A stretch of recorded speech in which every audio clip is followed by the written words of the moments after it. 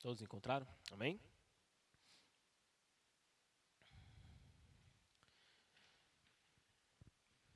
Zacarias é o penúltimo livro do Antigo Testamento. Posso te ajudar?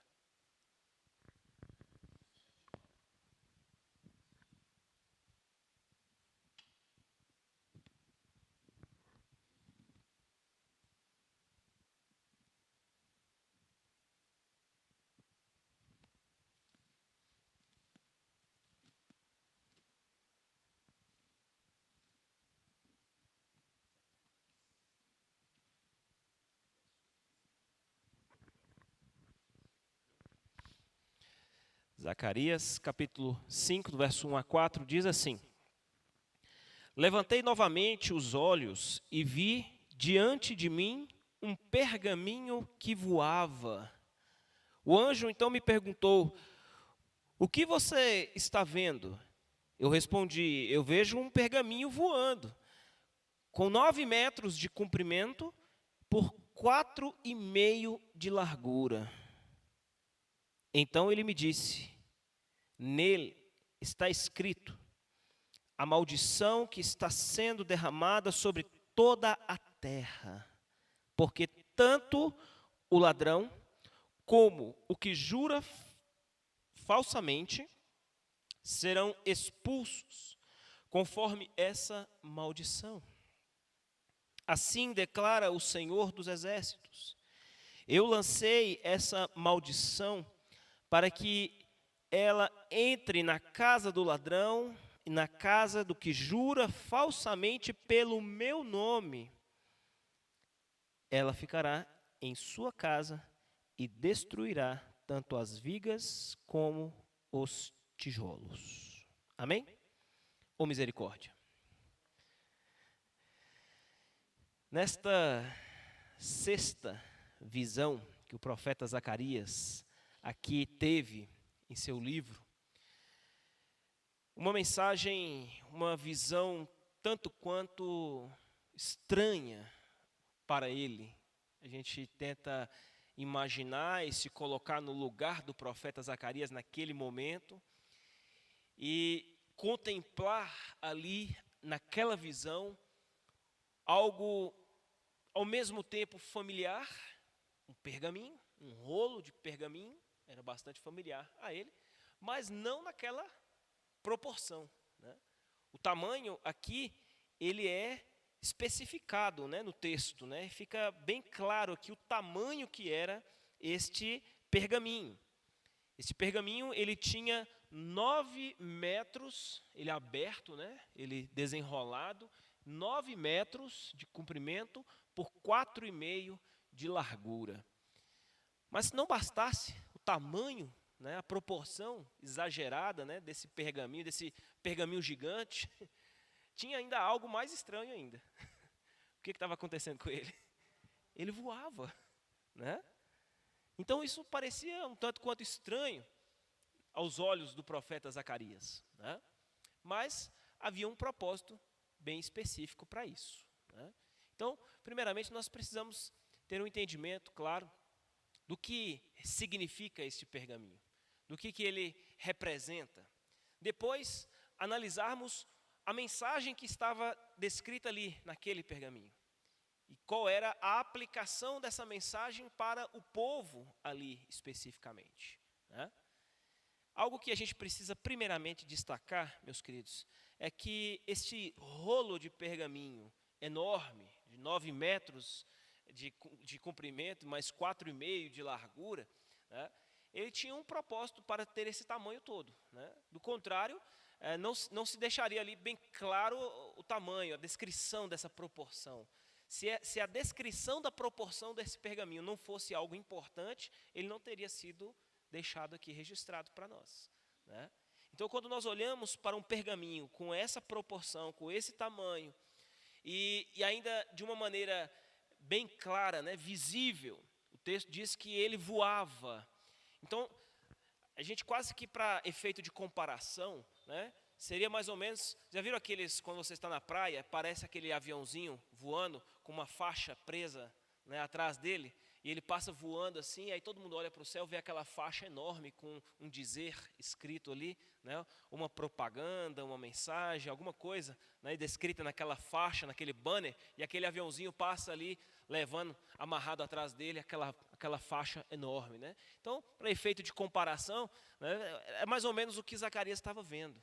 Zacarias estava vendo diante dos olhos dele um rolo de pergaminho aberto, e ele voava diante dos seus olhos, e ele tinha uma proporção enorme, um tamanho gigante para o tamanho de um pergaminho comum, né? E havia ali uma mensagem descrita naquele pergaminho.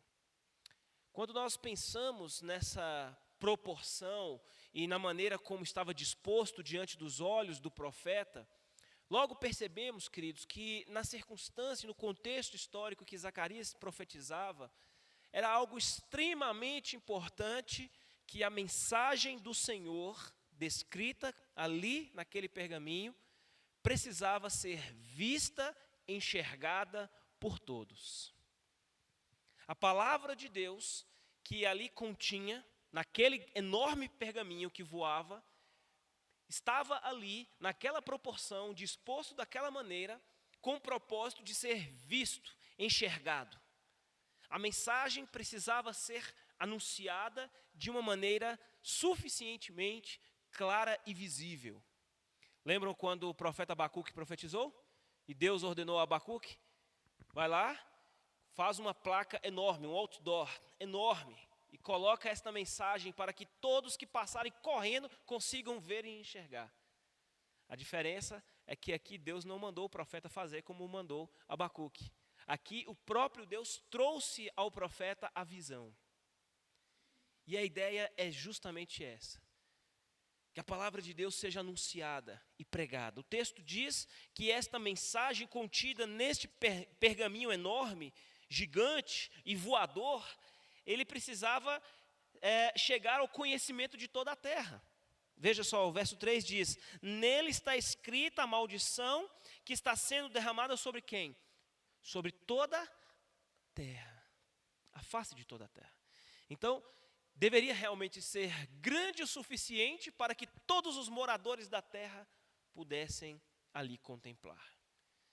Queridos, quando nós paramos para pensar um pouco e refletir sobre o valor da advertência, da exortação da palavra de Deus e da urgência com que ela precisa ser pregada, a fim de que chegue ao conhecimento de todos que estão na terra, nós chegamos à conclusão que não existe outra razão para a existência do povo de Deus senão a proclamação dessa mensagem.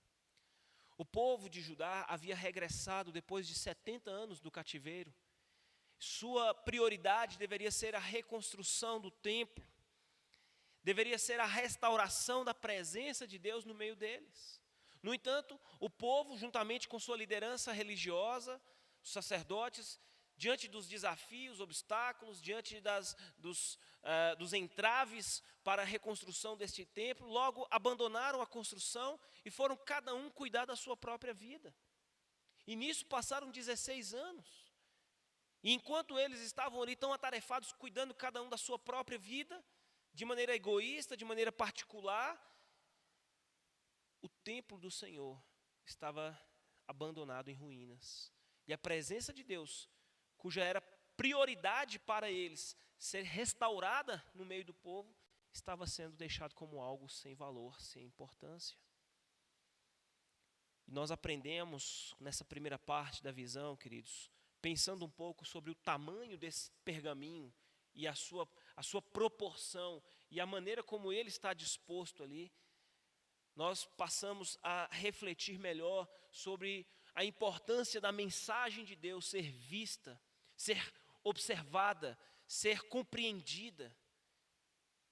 E nós chegamos à conclusão de que o processo da restauração da presença de Deus, o processo da reconciliação do povo com o Senhor Deus, Deus das alianças, passa pela proclamação da sua palavra. Passa pela compreensão, pela visão, pela absorção desta mensagem que está sendo amplamente divulgada. A palavra de Deus tem sido amplamente divulgada em toda a terra. A mensagem tem sido pregada, mensagem de advertência, mensagem de exortação. O estado mau do coração humano, que é de ser escravo do pecado, de estar perdido e condenado. Essa mensagem está sendo anunciada amplamente em toda parte. E para que o povo possa de fato ser reconciliado com Deus e ter a presença de Deus restaurada no meio deles, eles precisam de fato voltar os seus olhos e corações para esta mensagem que está sendo amplamente anunciada. O povo de Judá ainda não havia experimentado a sua restauração ou a sua reconciliação com Deus de maneira plena e definitiva. Foi para esse propósito que Deus levantou Ageu e Zacarias para profetizar no meio deles, para lembrá-los dos 70 anos que eles passaram no cativeiro, para recordá-los daquilo que Deus fez no meio deles, da misericórdia do Senhor em livrá-los do cativeiro depois de 70 anos. E de que agora, nesse momento, nessa oportunidade que Deus estava dando a eles, eles precisavam aproveitar ao máximo essa segunda chance para abrir os seus corações e voltarem-se para o Senhor Deus. Mas parece que os olhos deles estavam voltados para o seu próprio umbigo, né? Parece que as suas cabeças estavam encurvadas e todos eles estavam preocupados apenas com seus negócios, com suas vidas particulares, não é? Até que um enorme pergaminho tivesse de ser desenrolado no alto dos céus, diante dos olhos de todos, para fazê-los enxergar a mensagem de advertência do Senhor contra eles.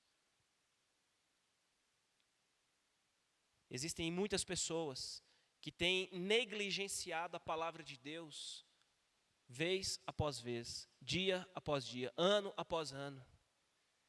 E parece que para tais pessoas, um pergaminho nessa proporção e voando no céu precisa desenrolar diante dos olhos deles para que eles consigam enxergar. Tamanha negligência, tamanha o desinteresse. Muitas pessoas de fato, queridos, estão vivendo perdidas, seja no mundo, sem nunca terem ouvido a palavra de Deus, ou até mesmo dentro da casa do Senhor, pensando estarem no caminho certo, vivendo os propósitos de Deus na sua vida, quando na verdade estão perdidas dentro da própria casa do Senhor. E a mensagem aqui, a visão que o profeta Zacarias estava recebendo, estava sendo direcionada para o próprio povo de Deus, que havia negligenciado a ordem do Senhor, de reconstruir o templo, de priorizar a obra e o reino de Deus na terra. Até que o Senhor Deus fez desenrolar esse pergaminho. E de uma maneira inusitada, esse pergaminho enorme, gigante, se abriu e estava ali, flutuando no ar, diante dos olhos do profeta. Bom, já que pensamos então no que representa esse pergaminho, na intenção do Senhor de fazer a sua palavra de advertência, a sua mensagem ser vista e observada e reconhecida em toda a terra, por todos os olhos, pelos olhos de todos na face da terra, vamos pensar agora na mensagem que ali estava descrita. O texto diz, verso 3, então ele me disse, nele está escrita a maldição que está sendo derramada sobre toda a terra. Porque tanto o ladrão como o que jura falsamente serão expulsos conforme essa maldição. Olha só, o verso 3 vai dizer que esse pergaminho gigante, que estava ali voando, diante dos olhos do profeta, trazia uma mensagem de advertência que precisava ser vista, contemplada pelos olhos de todos na face da terra. E a mensagem que ali continha não era uma mensagem agradável. De vez em quando nós passamos pela rua e vemos aqueles outdoors, né? São postos, cada um em lugares estratégicos, né? Para que as vias de maior movimento, né, as pessoas ao passarem ali possam ver, enxergar a mensagem, né? E de vez em quando nós encontramos esses outdoors com mensagens bonitas, mensagens de gratidão. Muitas vezes são aniversários de casamento ou filhos que passaram, né, na faculdade.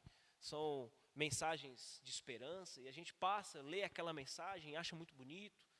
Colocam aquelas fotos com aquelas pessoas felizes, né, sorridentes, que a gente passa ao ler a mensagem, ver aquela imagem, aquela foto, a gente fica até com alto astral, a gente fica bem-humorado, a gente fica feliz também. Parece que é contagiante a mensagem ali, né?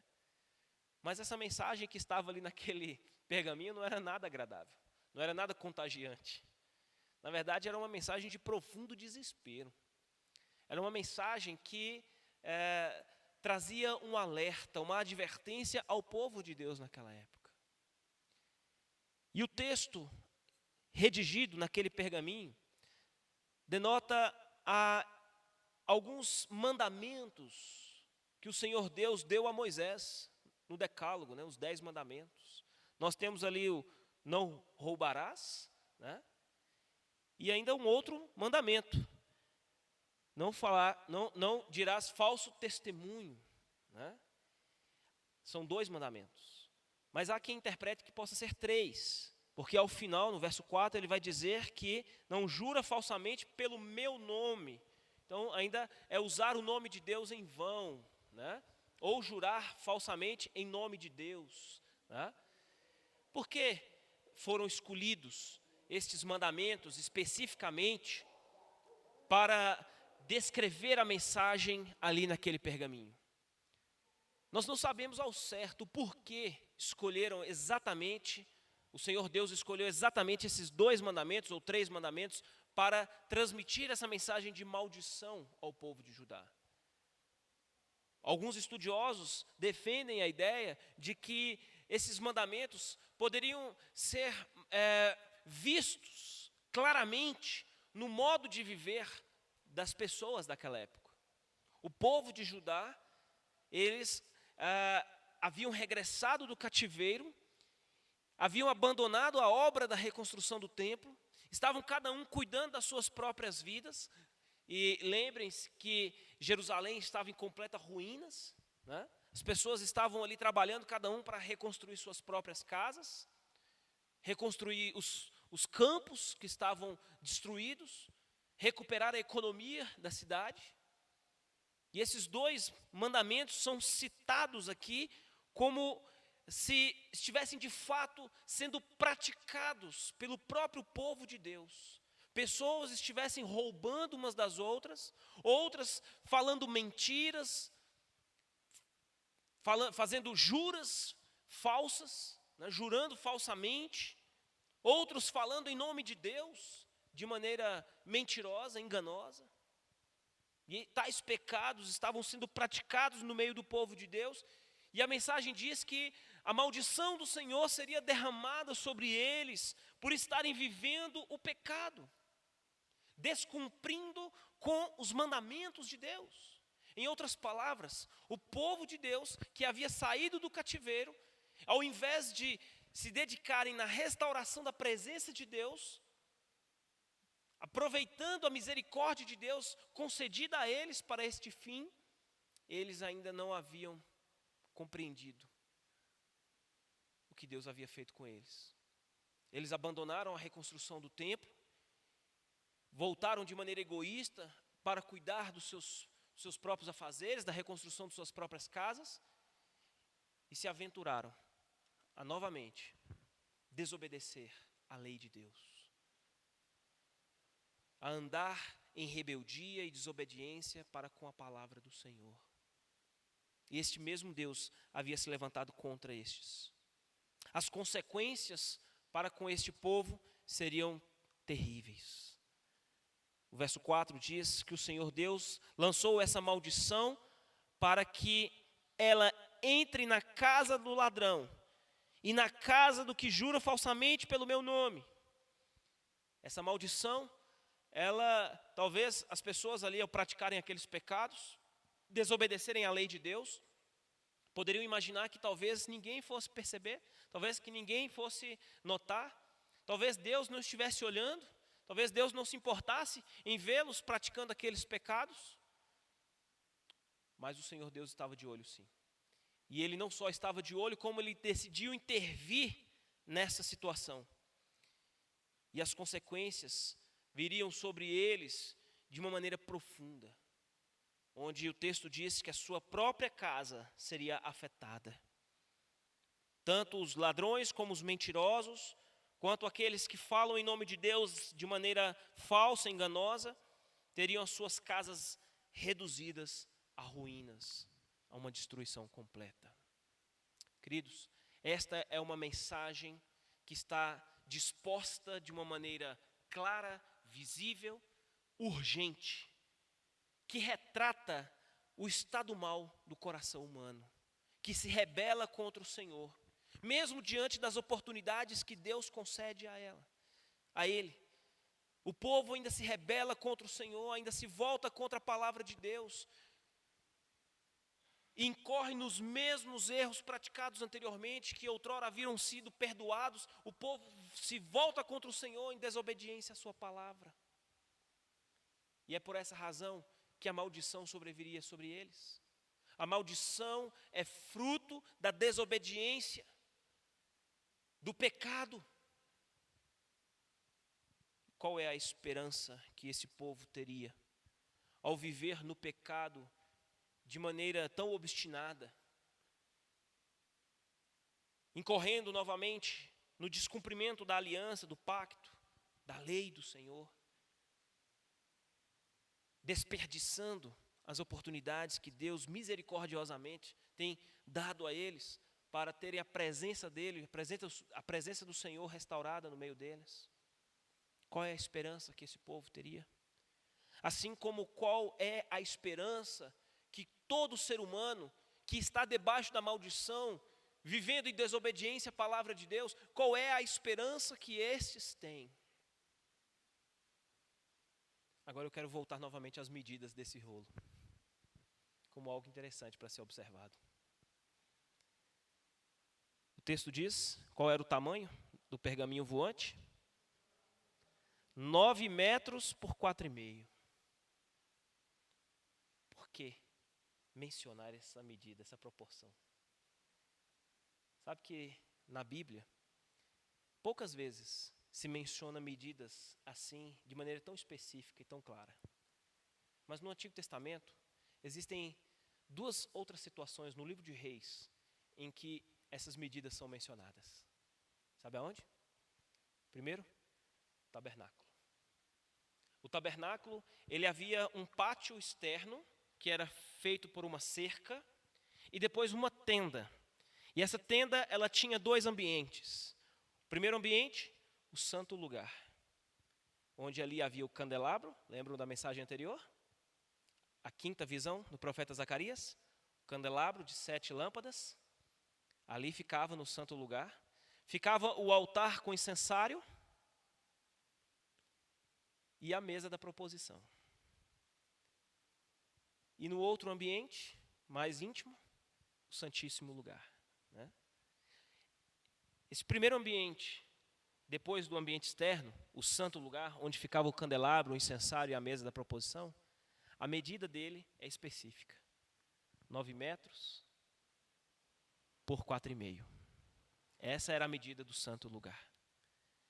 E é interessante, né? Porque as pessoas, quando iam até o sacerdote para realizar os sacrifícios, sejam sacrifícios de gratidão ou sacrifícios para pedir perdão a Deus por algum pecado, eles traziam o cordeiro era imolado pelo sacerdote, e o sangue daquele cordeiro ele era recolhido, levado até o altar do incensário.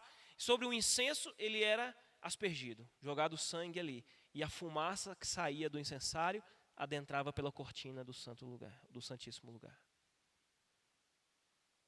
E há um outro lugar, onde a Bíblia menciona também 9 metros por 4,5, que é o pórtico de Salomão. O portal de entrada do templo de Salomão, o lugar onde se adentrava para realizar os sacrifícios, tinha exatamente essa medida, 9 metros por 4,5. Agora, novamente eu pergunto, pensando nisso, e na relação dessas medidas. Qual é a esperança que eles tinham? Diante da maldição que Deus estava para derramar por causa da desobediência do povo e do pecado que eles praticavam. Qual é a esperança que a humanidade tem diante dos seus pecados e da maldição que está sobre eles por desobedecerem à lei do Senhor e se rebelarem contra o Senhor Deus? Nós não temos outra esperança senão adentrarmos a presença de Deus pelo sangue do Cordeiro. É a única maneira de nós nos reconciliarmos com Deus e termos nossos pecados perdoados. É mediante o derramamento do sangue de Jesus Cristo. Quando nós, pelo sangue de Cristo, pelo novo e vivo caminho que nos foi aberto à presença de Deus, nós adentramos a presença do Senhor, como que estivéssemos entrando pelo pórtico de Salomão. Ali há a esperança de redenção. Ali há a esperança da remissão dos nossos pecados. Amém?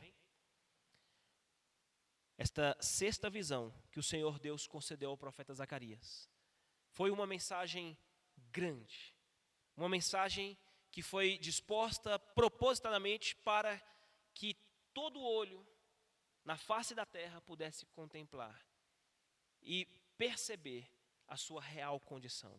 Todos estavam debaixo da maldição, e essa maldição seria derramada sobre eles, porque tais pessoas descumpriram a lei do Senhor, desobedeceram a palavra de Deus e viveram no pecado de maneira obstinada. E a única esperança que eles tinham era de recorrer à misericórdia do Senhor para a remissão dos seus pecados. Esta mensagem é uma mensagem que foi dirigida ao povo de Judá, mas é uma mensagem que se aplica também ao coração de toda a raça humana em todas as épocas. Quando nós olhamos para trás e vemos que o Cordeiro de Deus já veio, aquele que tira o pecado do mundo e que se ofereceu a si mesmo por cada um de nós, nele há esperança de redenção para toda a humanidade. Amém? Vamos orar? Sim.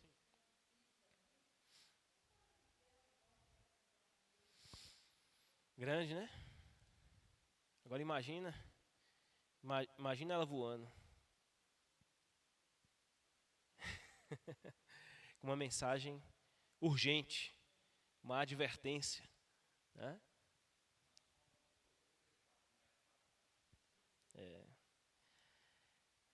Imagina você está dirigindo uma estrada, né? E aí você vê uma placa voando assim, com uma mensagem escrita, né? Uma atenção, uma advertência, uma mensagem de advertência.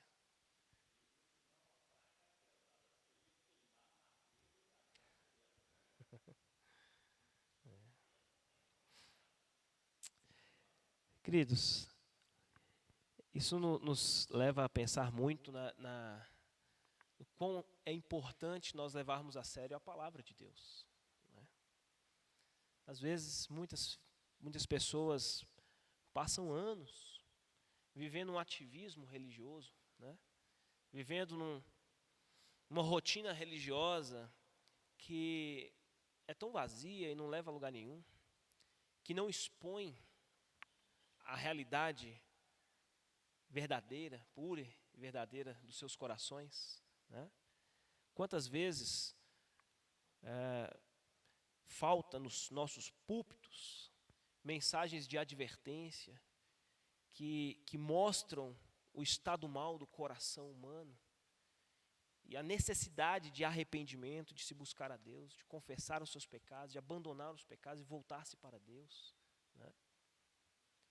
Deus tem se demonstrado ao longo da história, à medida que a gente vai lendo os profetas menores, a gente vai percebendo que Deus é aquele Deus que ele se importa tanto com o seu povo, que ele não admite que esse povo viva no pecado e que nada seja feito, ou que nada seja dito. Fazer vistas grossas quanto à realidade do povo e fingir que nada está acontecendo, isso não é do feitio do Senhor. Isso não é da índole de Deus. Porque Deus, ele se importa e ele sabe que se continuarmos vivendo no pecado, o destino ele é um só. Não tem outro. E graças a Deus por Ele se importar tanto conosco e prover para nós mensagens de advertência, ainda que sejam mensagens duras, ainda que sejam mensagens difíceis. Sabe aquele dia que o pastor pregou uma mensagem tão dura? Você falou assim, nossa, hoje foi duro de ouvir o pastor pregar, viu? Ou mensagem pesada, ou mensagem dura. Mas será se Deus não está querendo dizer alguma coisa? Será se Deus não está nos alertando em relação a alguma coisa? E a palavra de Deus precisa ser levada a sério, né? Assim nós devemos enxergar esta visão. Um rolo que se abre, enorme, voando, com uma mensagem dura, uma mensagem de advertência. Ela precisa ser vista, observada e levada em alta consideração. E esse é o verdadeiro sentido de temer a Deus, né?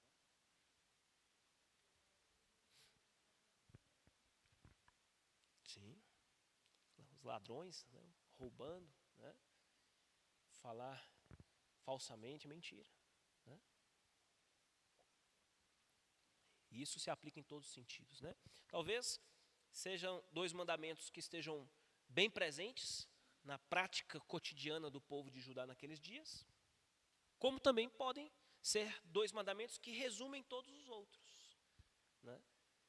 Se pensarmos na amplitude da aplicação desses dois mandamentos, né, e no descumprimento deles, né?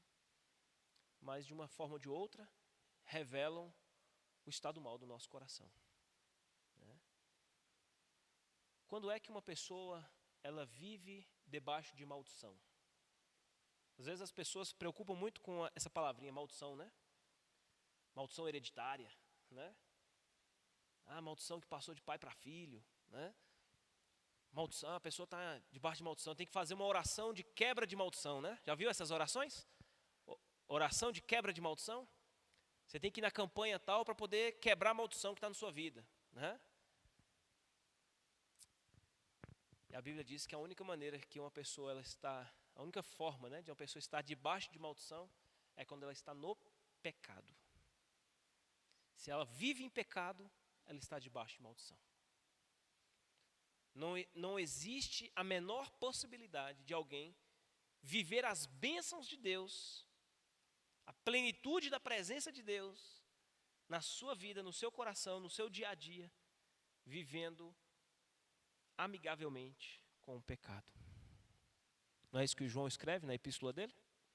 Aquele que é nascido de Deus não vive habitualmente no pecado. Por quê? Porque a semente de Deus está presente nele. E ele não pode viver pecando, né? Semente de Deus está nele. Se nós pensarmos na palavra semente, no seu original, a palavra semente significa sêmen. E o sêmen, o que é o sêmen? Não é a maneira pela qual as características do pai é passada ao filho? Então João ele diz, a semente de Deus está presente nele. Ou seja, nós temos o sêmen de Deus presente dentro de nós. As características do pai são passadas a nós a partir do novo nascimento. Quando nós nascemos de novo, nos tornamos novas criaturas. As coisas velhas ficaram para trás, eis que tudo se fez novo. Isso que acontece quando alguém está em Cristo. E quando está em Cristo, ele não vive na prática do pecado, porque é nascido de novo, né? Por isso Deus, vez após vez, tem falado até nós, porque Ele nos ama, Ele se importa conosco e Ele nos convida a nos rendermos a Ele e nos escondermos na sua misericórdia, na sua graça. Vamos orar, meus queridos, nesse momento. Vamos fechar os nossos olhos nesse instante. Vamos pedir a Deus que continue falando conosco. O que seria de nós se a palavra de Deus não fosse ministrada a nós, né? Sem dúvida nenhuma, continuaríamos vivendo errantes neste mundo, perdidos em trevas, obstinados nos nossos próprios pecados, debaixo da maldição do Senhor. Mas graças a Deus, porque a palavra de Deus é a lâmpada para os nossos pés e é a luz do nosso caminho. Nós encontramos o caminho através da luz que resplandece da palavra de Deus. E nós temos tido a oportunidade de experimentar um concerto com o Senhor, mediante a compreensão da palavra de Deus.